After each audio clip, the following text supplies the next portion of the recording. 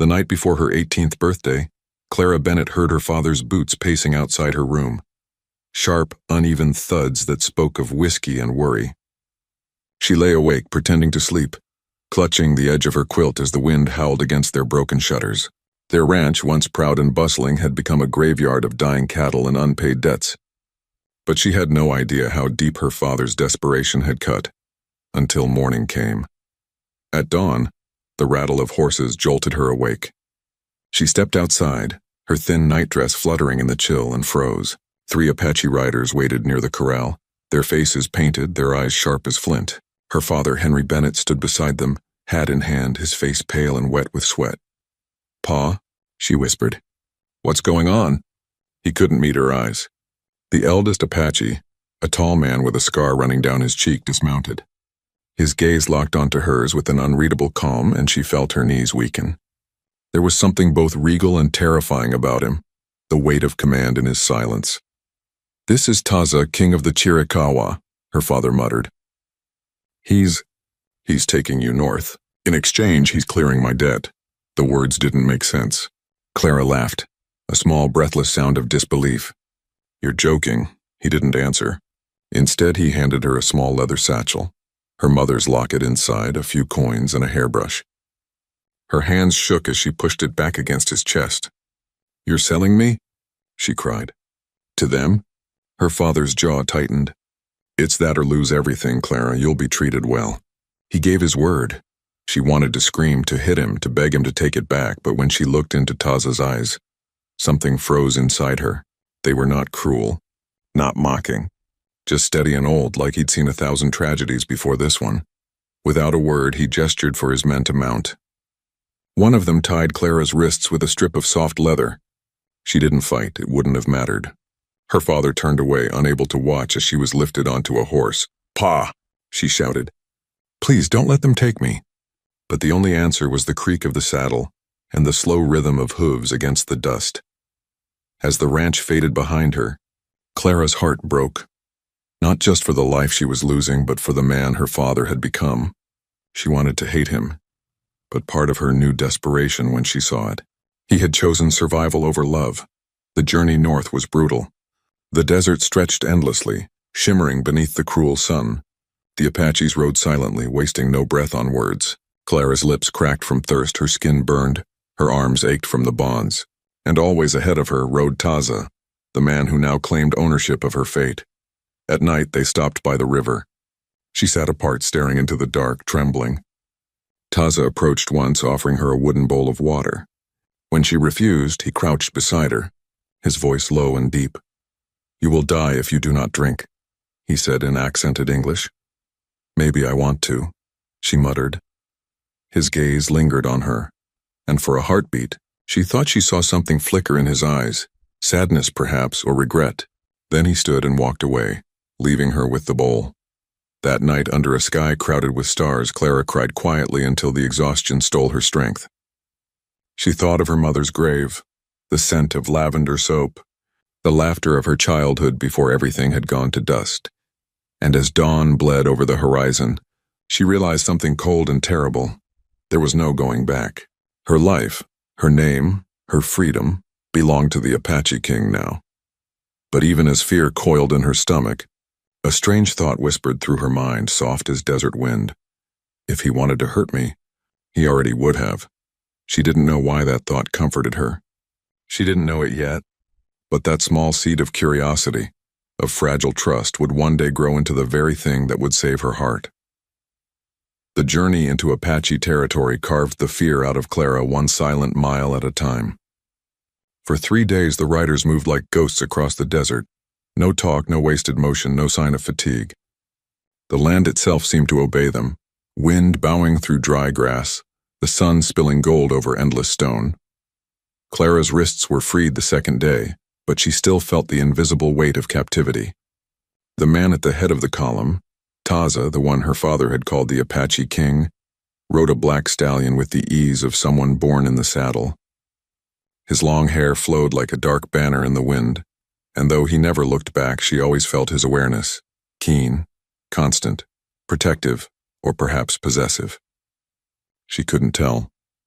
By the fourth evening, they reached a hidden valley encircled by red cliffs. Smoke curled lazily from fires, and the scent of roasting corn and venison filled the air.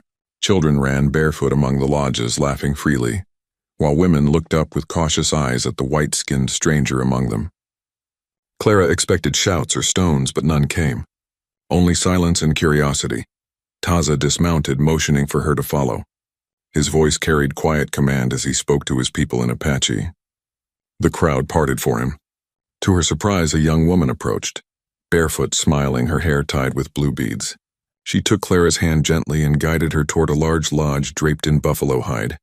"Taza says you stay here," the woman said in halting English. "I am Nalan, I bring you food." Clara glanced around, bewildered. "He's not keeping me tied?" Nalan shook her head with a small laugh.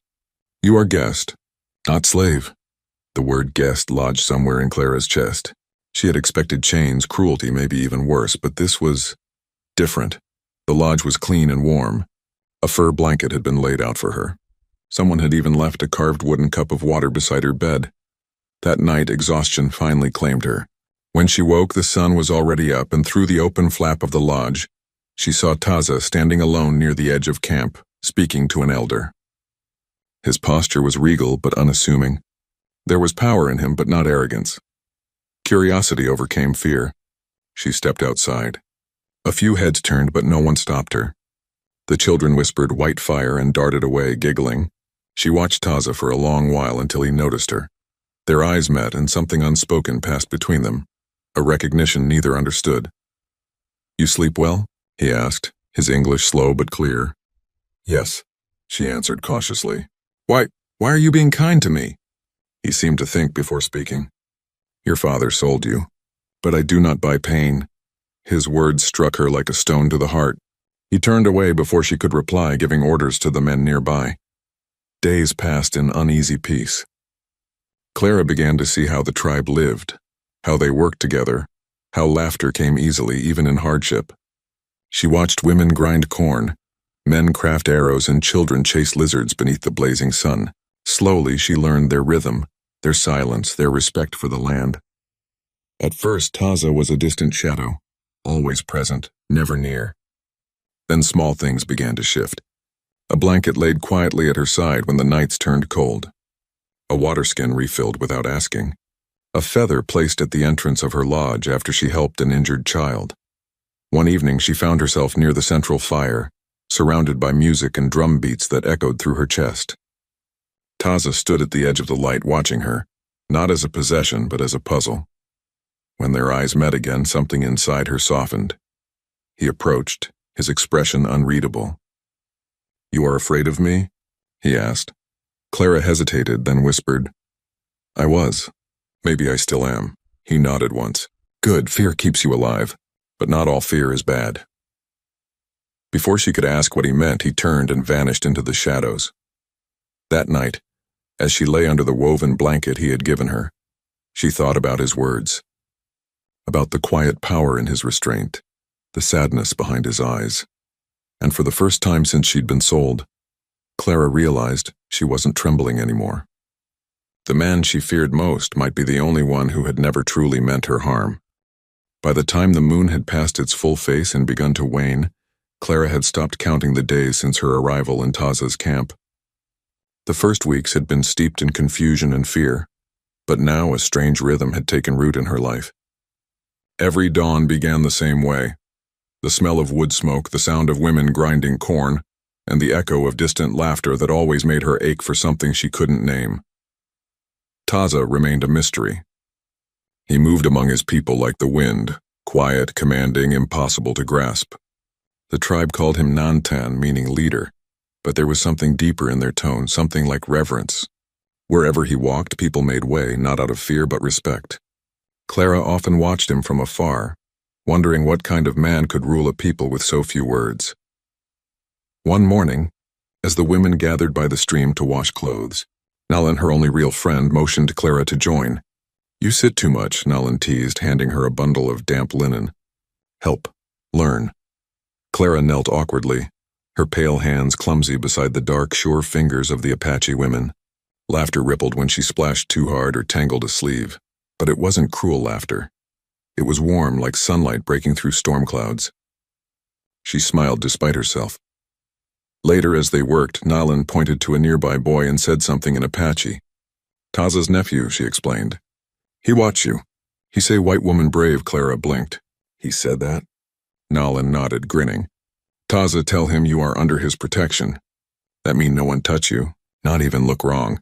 The thought sent heat rushing to Clara's cheeks. She didn't know why it mattered, but it did. Protection, not ownership. There was a difference, a subtle, dangerous one. That evening, she found herself lingering near the fire where Taza sat with the elders. His deep voice spoke in measured tones, rhythmic like poetry. The firelight carved his face in copper and gold. When the meeting ended, he noticed her watching and approached. "You understand our words yet?" he asked quietly. She shook her head. "Only pieces. I want to learn." Something flickered in his expression. Amusement, perhaps. "Then you will learn from Nalan. And from me." He knelt and drew a symbol in the dirt. A curved line like a snake. "This is Sicha," he said. "River." Clara repeated the word, struggling with the rhythm. He corrected her gently, his voice low and patient. "No, from here." He touched his chest. "Feel it, not just speak it." For the next hour, under the silver wash of the moon, he taught her simple words: fire, sky, heart. She stumbled through them, laughing at her mistakes while his stoic face softened by degrees. By the end, they were smiling at each other like two people who had forgotten they were supposed to be enemies. As she returned to her lodge, Nalan whispered teasingly, "He teaches no one himself." "You are lucky." Clara tried to hide her blush, but it was too late. The thought stayed with her all night. Over the following weeks, their lessons continued. Taza showed her how to read tracks in the sand, how to tell time by shadows, how to listen to silence as if it spoke. "The land has a voice," he told her one twilight. "If you are still enough, it tells you what it needs." Clara began to understand that his power didn't come from violence, but from patience, from the quiet certainty that he belonged to the earth and it to him. She saw the tenderness in the way he spoke to elders, the gentleness with which he brushed a child's hair from their face. One afternoon, she brought him a small carving she'd made from a piece of driftwood, an awkward attempt at an eagle. He turned it in his hands, smiling faintly. "You make this?"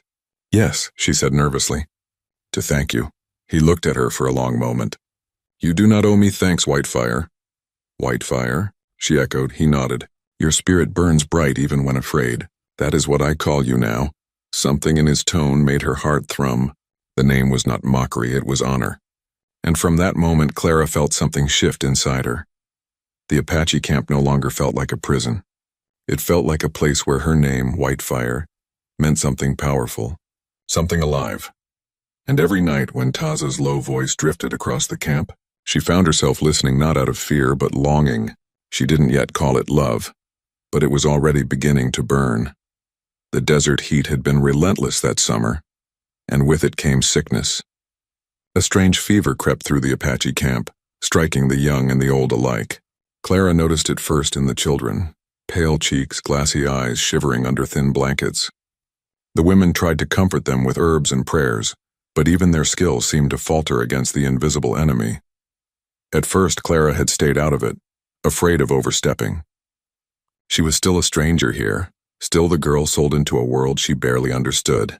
But the sight of a small boy coughing violently by the fire broke something inside her. She remembered her mother teaching her about medicinal plants, about how willow bark could soothe pain, how lavender eased fever. Her hands shook as she approached the boy, murmuring words she wasn't sure he understood. "You're not afraid?" Nalan asked softly, appearing beside her. I am," Clara admitted, dipping the leaves into boiling water. "But he needs help more than I fear." Together, they worked through the day, moving from one fevered body to the next. Clara soaked cloths in cool water, applied poultices, and whispered encouragement when the children could barely hold their heads up. The tribe watched her closely, their initial wariness giving way to cautious respect. Even the elders nodded at her efforts, but when Taza himself fell ill, Clara's fear returned with a vengeance.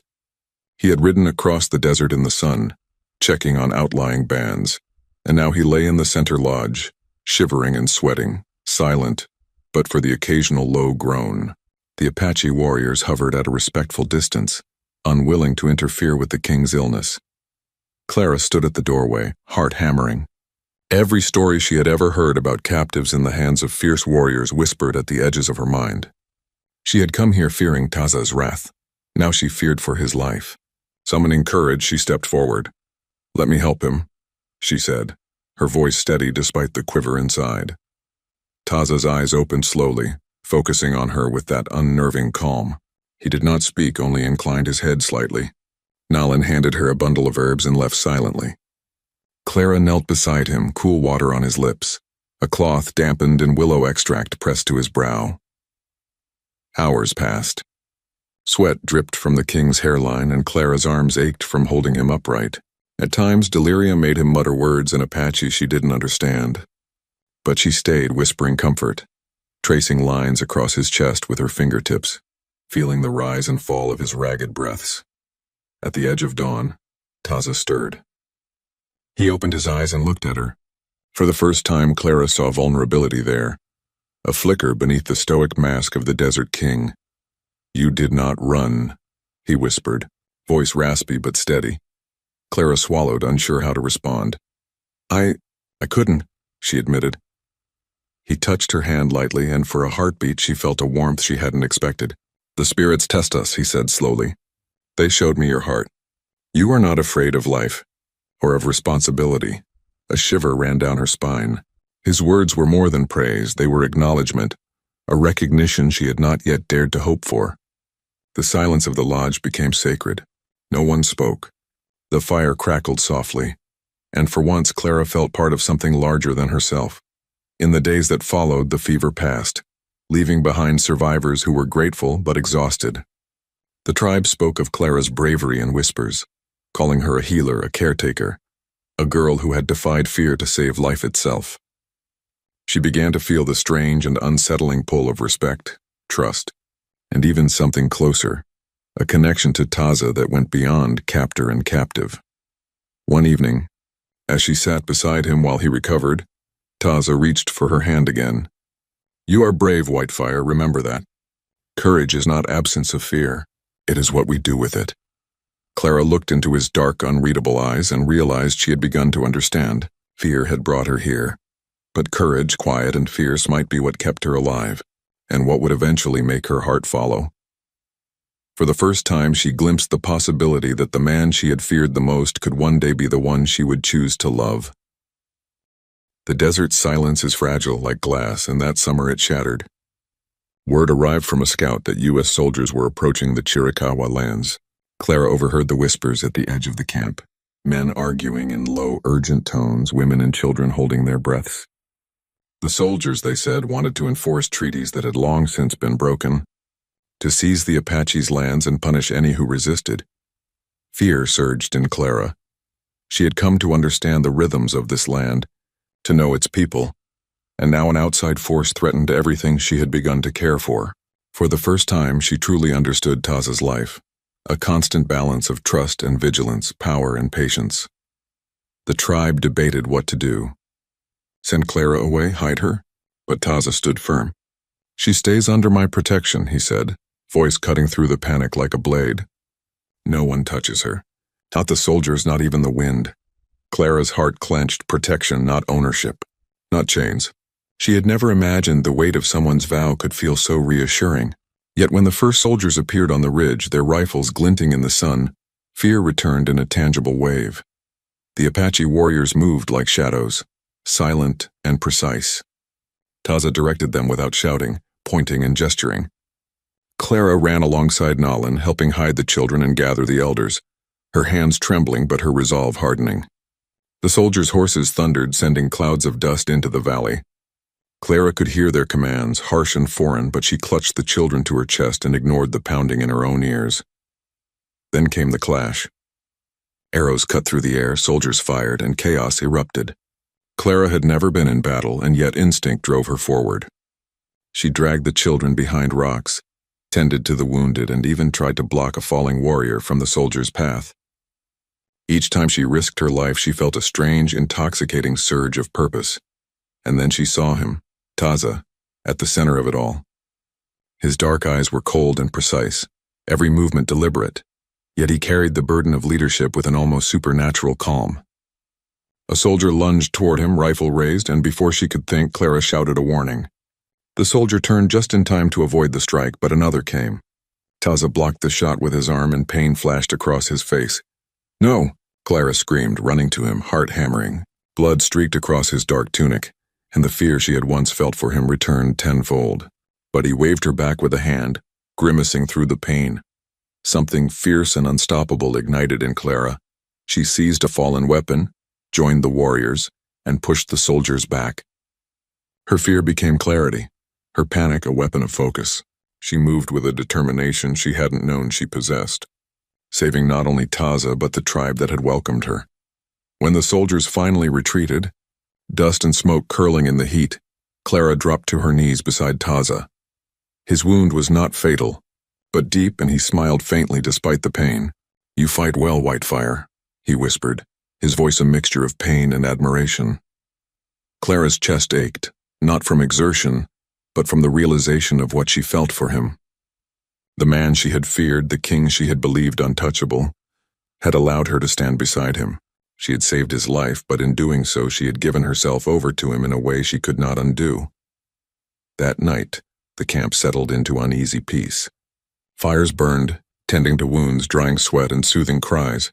Clara sat quietly, watching Taza move among his people. She understood now what it meant to belong somewhere, not because of blood or chains, but because someone trusted you enough to let you choose to stay. And as the wind whispered across the cliffs, carrying the scent of smoke and sage, Clara felt a stirring in her heart. The war had come and gone, but the battle within her between fear and love was only just beginning. The desert dawn was quiet, almost sacred as Clara knelt by the stream, washing the dust and sweat from her arms. The events of the past weeks, Taza's injury, the soldiers' attack, the tribe's narrow escape, had left her body weary, but her mind restless. She had discovered something in herself she hadn't known existed: courage. But along with courage came another, far more complicated feeling, an unbidden ache whenever Taza's dark eyes fell on her. That morning, Taza approached, moving with the silent authority she had learned to recognize. He did not call her name, did not gesture. He simply stopped beside her and watched her work. She felt his gaze like the weight of the sun, warm, insistent, inescapable. "You are quiet today," he said softly, his voice low and deliberate. "I am thinking," she replied cautiously, "about the soldiers, about the tribe, about you." She immediately regretted saying it aloud, but his gaze did not falter. Taza's expression shifted, almost imperceptibly, and he sat down beside her on the riverbank. For a long moment neither spoke. The water lapped gently against stones, the wind carried the scent of sage, and the desert held its breath. Finally, he spoke, voice quiet and strained. "I did not think I could trust a white woman. Not after my brother." His words were almost a whisper, but they cut through her more sharply than any shout could. "He was killed by those we trusted, by treaties that were lies. Since then, I have vowed never to love one of your people, never to open my heart to betrayal again." Clara's hands froze in the water. She had known fear and hatred had shaped his past, but hearing it aloud, seeing the raw edge of his grief, made something ache inside her. "And yet," he continued, his eyes dark and steady, fixed on hers, "you came into my life. You risked yourself for my people, for me. You did not run when it would have been easier. You stayed, and you showed me something I thought I had lost forever." Her breath caught. She could see it now, the vulnerability hidden behind the Desert King's stoic face. He was not just a leader, not just a warrior. He was a man scarred by loss, and somehow inexplicably, she had found a place in the fortress of his heart. "Taza, she began, but words failed her. He reached out slowly, his hand brushing her cheek, and for the first time Clara felt the warmth of his touch, not as fear, but as welcome. "I have tried to resist this feeling, this pull," he admitted, his voice barely audible, "but I cannot. You are no longer a stranger. You are not a captive. You are part of my world, my people, and I see now that I do not wish to lose you, ever." Clara's heart raced, and for the first time in her life she did not step back from a man's touch. The weight of fear she had carried since being sold melted under the truth in his eyes. He was confessing something deeper than words: trust, longing, and the fragile stirrings of love. "I never imagined that fear could lead me here," she whispered, her voice trembling. "But I think I care for you, Taza." His lips curved slightly, almost imperceptibly, and his hand lingered on her cheek. "And I for you, Whitefire.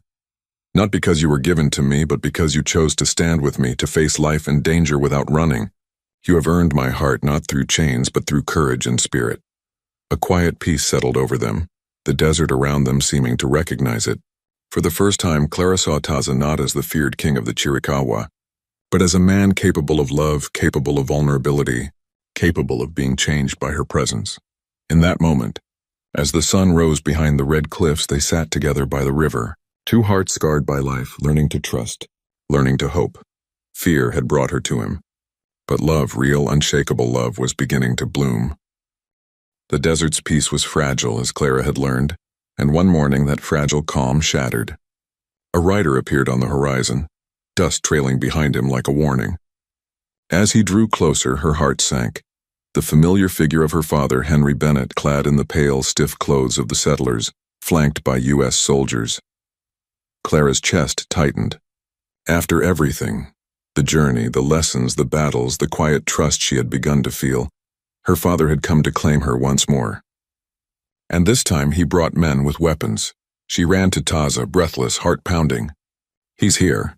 He wants to take me back," she said, voice trembling. Taza stood at the edge of the camp, his presence commanding even in the face of threat. His dark eyes met hers, calm and measured. But Clara felt the tension in his shoulders, the barely restrained force coiled in his stance. "He will not take you," Taza said, his voice low but firm. "You are under my protection. No one touches you." But Henry Bennett's words carried the weight of desperation and entitlement. "Clara, you come with me. You're my daughter. You belong with your people, not these savages." Clara's heart ached with conflicting emotions: anger at his betrayal, grief for the father she had once trusted, and fear of the consequences if she refused. Yet the memory of the camp, of Taza's unwavering restraint, of the children and elders she had helped save, steeled her resolve. She would not go.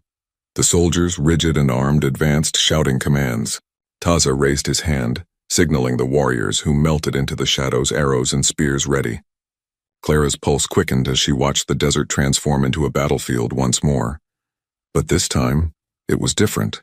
Clara was not a passive observer. She moved swiftly, guiding children behind rocks, aiding wounded warriors, and warning of approaching soldiers. The wind carried the clash of steel and the cries of men, but Clara's fear had morphed into purpose. Every decision she made could save lives. Taza's life, her own, the life of the tribe that had become her home. Then she saw Taza, at the center of it all, intercepting a soldier aiming directly at him. His arm jerked back as a rifle discharged, and he was struck. Pain flashed across his face, darkening the determined calm she'd come to trust. Her stomach dropped. "No," she screamed, charging forward. Her hand shook as she grabbed a fallen spear, joining the warriors. Fear had once been her prison. Now it fueled her courage. She fought beside the Apache, moving with the precision and instinct she had gained over months of survival. She pushed back the soldiers, saving Taza, saving the tribe. Finally, the soldiers retreated, leaving a cloud of dust and silence behind. Clara collapsed beside Taza, trembling and covered in sweat and blood, her hands pressed to his wound. He looked at her, pain etched on his face, but a faint smile touched his lips. "You fight well, Whitefire," he whispered, voice strained but warm. Clara's chest heaved. Relief, fear, and something far deeper, something electric, coursed through her. The man she had once feared, the king who had claimed her as his own, had allowed her to stand beside him in battle. And in doing so, he had made her heart impossible to control.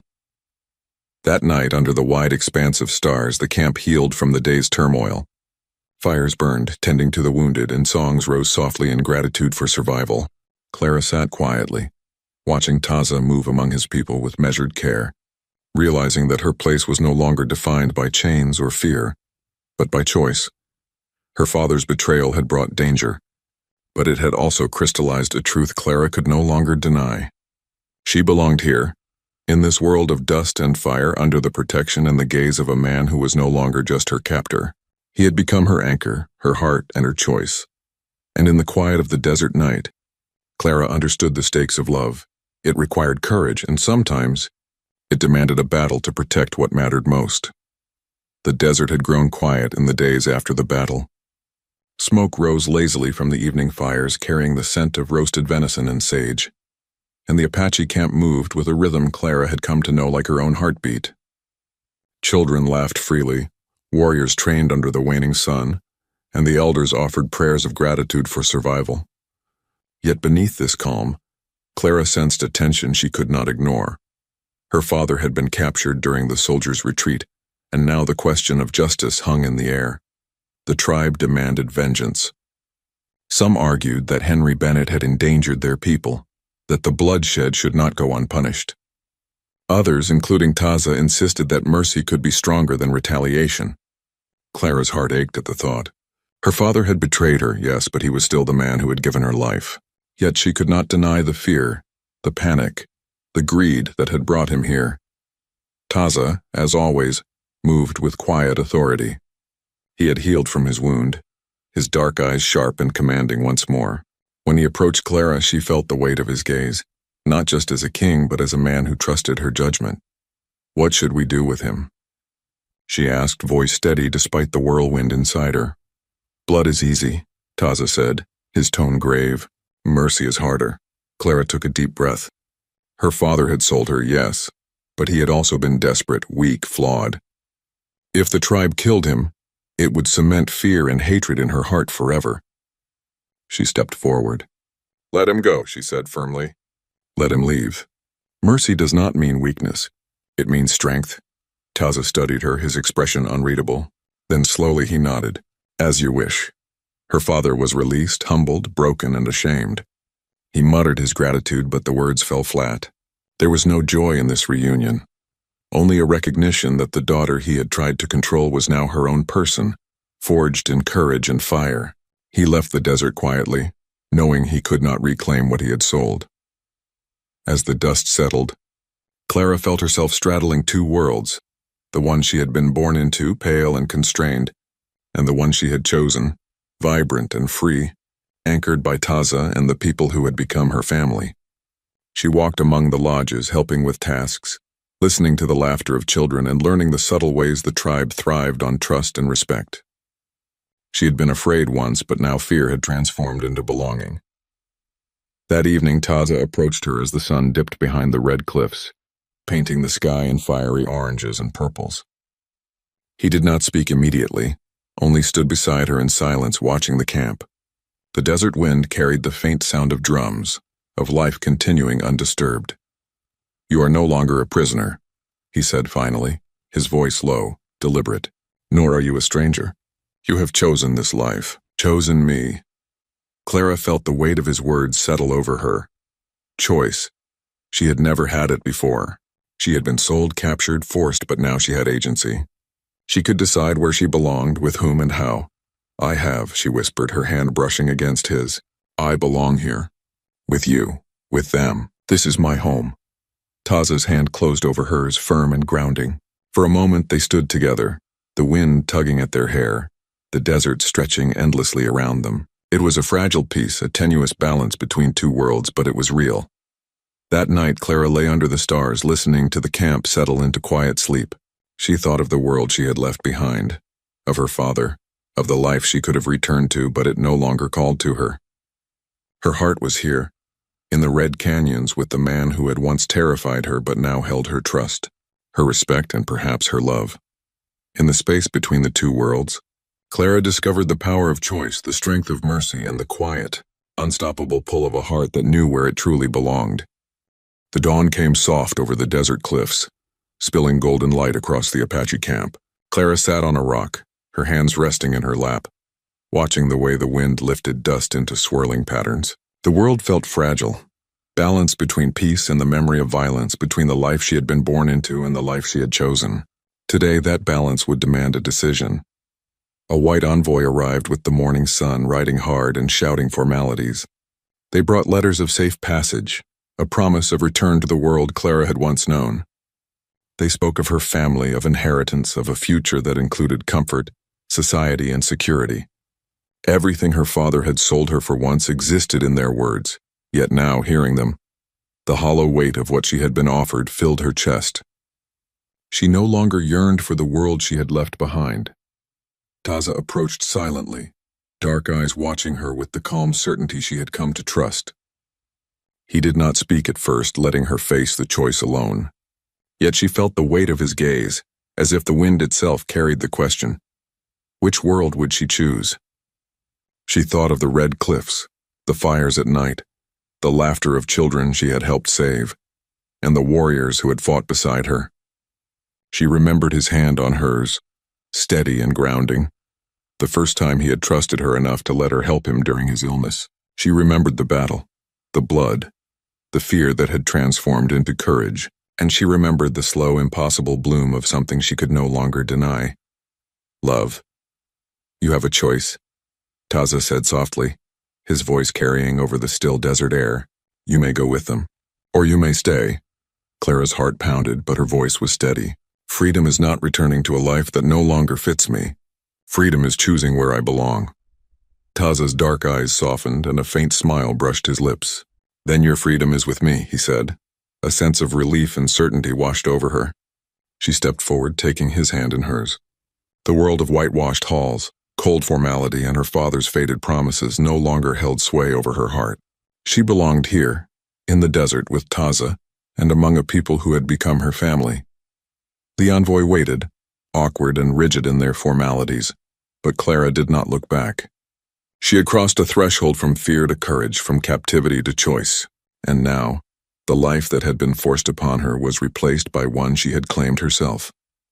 That evening, the camp celebrated in quiet song. Fires burned, and children danced between shadows, carrying the warmth of survival and new beginnings. Clara moved among the people, her hand brushing Taza's as they walked together. She felt the steady beat of his heart beneath his chest, matching her own, and for the first time, she understood that love was not chains or fear. It was a bond forged in courage, trust, and choice. Clara reflected on her journey, the fear that had brought her here, the lessons learned in silence, the battles fought alongside a man she had once dreaded, and the vulnerability that had opened both their hearts. Every step, every decision had led to this moment. She no longer doubted herself or the place she had carved in this world. That night, she sat beside Taza under the endless stars, the desert stretching in all directions, infinite and wild. I chose this, she whispered, resting her head against his shoulder. And I will never let you regret it, he replied, voice as steady as the earth beneath them. For the first time since being sold, Clara felt complete. Fear had guided her steps to the Apache king, but love, true, unyielding, and chosen, was what had claimed her heart. The desert had tested her, the spirits had watched, and she had emerged whole, not as a captive, but as a woman who had learned the strength of her own will and the power of a heart that dared to love. In the quiet, with the wind carrying the scent of sage and fire, Clara realized the truth. She had found a home, a family, and a love worth every fear, every battle, and every choice she had made. The dawn broke over the red cliffs like fire spilling across the desert, painting the world in gold and amber. Clara stood beside Taza at the center of the camp, her hands entwined with his, the weight of the past months settling into a quiet, steady peace. Today was not just another day, it was a beginning. She wore a dress of white buckskin braided with turquoise beads that caught the light like drops of water. Her hair, once wild and untamed, was woven with care, the strands falling over her shoulders in a pattern that mirrored the sacred designs of the tribe. The people of the camp had gathered around, elders and children alike, forming a circle of warmth and blessing. Clara felt the weight of every moment that had brought her here, the fear, the battles, the moments of courage, and the spark of trust that had grown into love. Taza stood tall beside her, his dark eyes reflecting the flames of the central fire. The scars on his chest, reminders of battles fought and brothers lost, did not diminish him. They marked the life he had survived, the strength he had earned. Now as he looked at Clara, there was no authority, no distance, only recognition, and the unspoken promise of a shared future. The tribe sang, a low, haunting melody that rose and fell with the wind. Clara felt it vibrate through her bones, carrying the blessing of a people who had once been strangers but were now family. Taza's hand tightened around hers, and she saw in his gaze not possession, but partnership, an acknowledgement that they had found each other not through chains or fear, but through courage, respect, and love. When the elders began the sacred ritual, Taza whispered in her ear, "You were sold to me once, but today I win you by love." Clara's heart swelled. The words were not a claim, but a promise, the culmination of every step they had taken together. She had feared him, distrusted him, even questioned his intentions, but now she understood. Love had not been immediate. It had been forged through fire, tested by danger and strengthened by choice. As the firelight danced across the faces of the tribe, Taza stepped forward and spoke in his deep, measured tone. "Whitefire, you have come into my life not as a captive but as my equal. Today, before the spirits, before my people, I claim not your body but your heart. Will you walk beside me now and always?" Clara looked into his eyes, seeing the man who had been both fear and sanctuary, both teacher and protector. She saw the weight of his scars, the depth of his soul, and the unwavering truth in his gaze. She felt the pull of the desert, the pulse of the tribe, and the certainty that she had finally found her place. "Yes," she said, her voice steady, carrying over the hush of the assembled camp. "Yes, Taza, I will walk beside you." A cheer rose from the tribe, children laughing and running, women singing, men beating drums in celebration. Clara felt tears prick her eyes, not of sorrow but of overwhelming joy. She had been sold into fear, carried across the desert, tested by spirits in battle, and now she stood free. Free not in escape, but in love, in choice, in belonging. Taza took her hand again, this time lifting it gently to his chest. "You are my heart," he said softly. "Not because I demanded it, but because you chose it." Clara leaned into him, letting the warmth of his body, the steadiness of his heart, and the certainty of their bond fill her completely. The desert around them stretched endless and wild, but here, in the circle of firelight and blessing, she was home. That night, as the stars blanketed the sky and the wind whispered through the canyons, Clara understood fully. Fear had brought her to Taza, but love, steadfast, chosen, and unbreakable, would keep her here forever. She had become the bride of the Desert King, and for the first time in her life, she was exactly where she belonged.